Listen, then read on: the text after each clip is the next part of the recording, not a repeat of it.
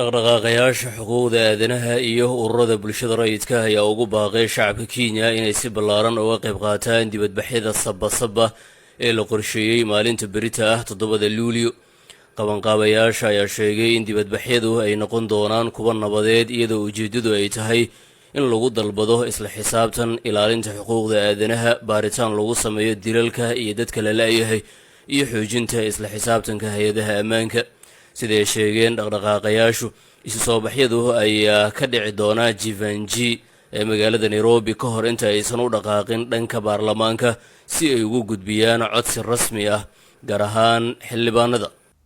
In honor of those who fought for democratic reforms, we will conduct a peaceful procession to Parliament to present a petition calling for urgent parliamentary action to end extrajudicial killings, enforce disappearances, strengthen accountability within security agencies, uphold constitutional rights, and address the governance failure that continue to deepen economic suffering.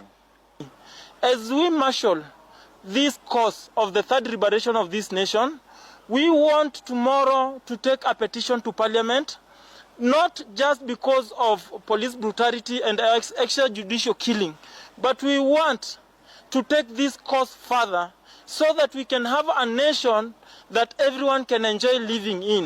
In any event, should they doubt, we did present that notification last Thursday, so they have it.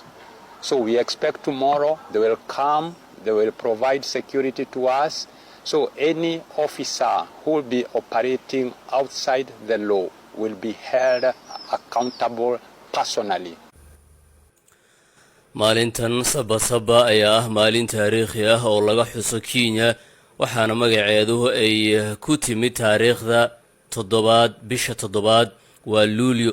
maalintan ayaa caan ku noqotay dibadbaxyadii sanadkii 1990kii lagu dalbanayay dimuqraadiyad iyo nidaam xisbiye badan ah, taasoo door weyn ka qaadatay isbedelada siyaasadeed ee dalka Kenya.